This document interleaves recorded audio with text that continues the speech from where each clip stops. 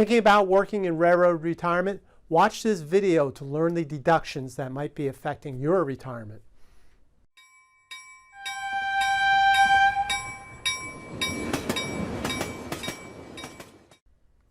Welcome everyone to the Highball Advisors Railroad Retirement Whiteboard.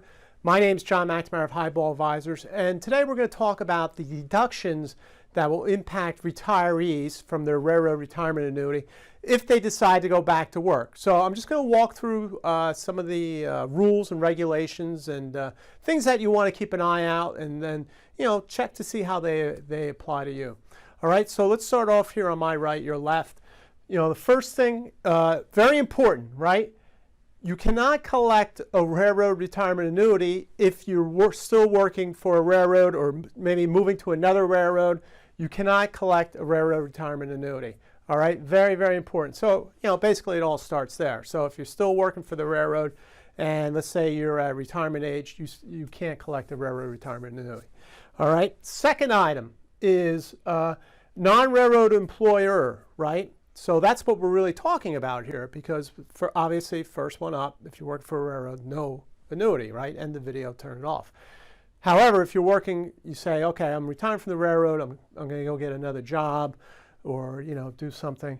You're going to have reductions in your earnings, okay? Assuming you're under the full retirement age, right?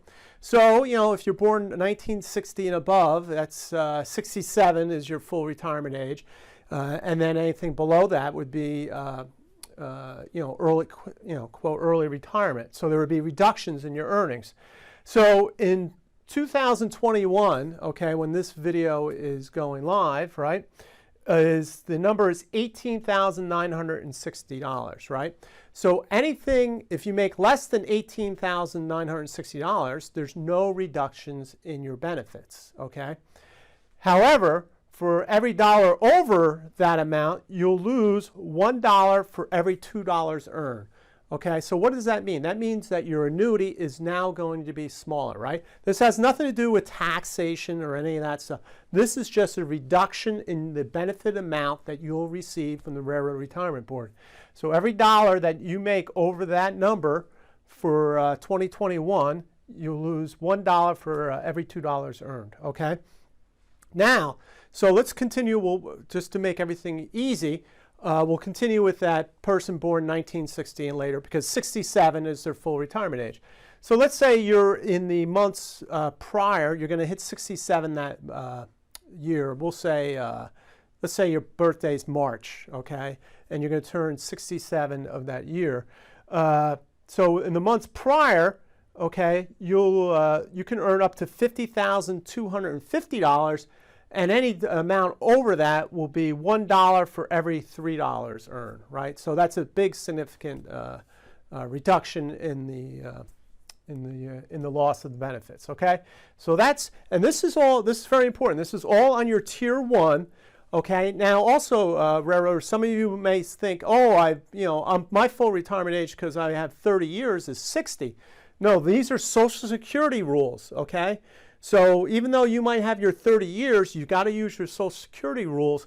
So, 1960 and above, your full retirement age is technically 67. All right, so there will be reductions, even though you say, well, I have my 60 and 30. Doesn't apply. Social Security rules here apply. All right, so let's go to some other interesting little tidbits here. So they have a special one-year rule. What does that mean? That means they're going to look at your monthly income, and why they do that is because of that first year. Let's say you finish up with the railroad in August. Okay, now obviously there's going to be no reductions in that, right? Because you're not retired. But however, let's say you get a part-time job for the last 3 months or 4 months, right? September, October, November, December. They want to know how much a month you're going to earn. So they break it down monthly for that first 1 year. So you can earn up to $1,580 in retirement for the rest of that calendar year. They always go to the calendar year, okay? So the end of December. So anything over that is going to have the $1 for every $2 benefit loss, all right? So that's the special one-year rule. Now, this is also important for really ex-railroaders, okay, who are still entitled to a railroad retirement annuity, right? It's working for your non-railroad employer pre-retirement and post-retirement, right? So you're no longer in the railroad, okay? However, you're entitled to a railroad annuity. You're working for a company, and let's say, oh, you know what, I'll just collect my railroad retirement and still continue working, okay? There's going to be a penalty for that, all right? So not only this penalty here that we talk about, which is on your Tier 1, the Railroad Retirement Board is going to come after the Tier 2 also. $1 of your Tier 2 for every $2 in Tier 2, right? So you're going to lose $1 for every $2 of your Tier 2, up to 50% of the value of your Tier 2. All right, so that's a big penalty, so that's important though. So let's say you work for some company, collect railroad retirement, then you continue to work for that company in railroad retirement, your Tier 2 penalty is going to come into play there. Okay, so let's go over here. We'll finish up with what earnings count. All right, so the Railroad Retirement Board is going to look at your railroad and non-railroad earnings. So obviously if they look at your railroad earnings, they go, well, we're not paying you anything because it's not payable. So they're going to look at all your earnings. So they'll look at your W-2, which is your gross wages. And then let's say if you're self-employed, they're going to look at your net earnings of your self-employment history, okay? And then what doesn't count, okay, or is interest earnings, interest income, pensions. Some of you might be collecting pensions, all right?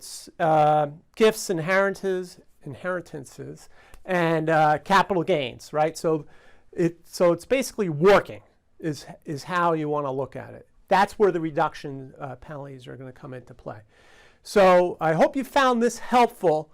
You know, some of you might want to be looking at working, right? Especially help supplement as you get nearer towards Medicare, right? 65, you might have some years you might want to work there.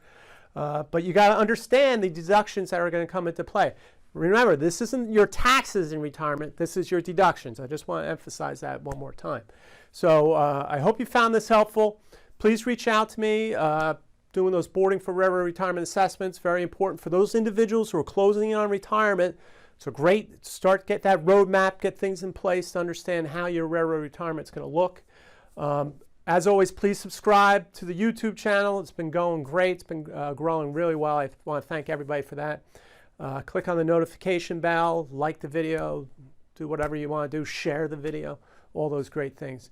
So until next time, everyone, please stay safe, stay on track, and take care. So long, everybody.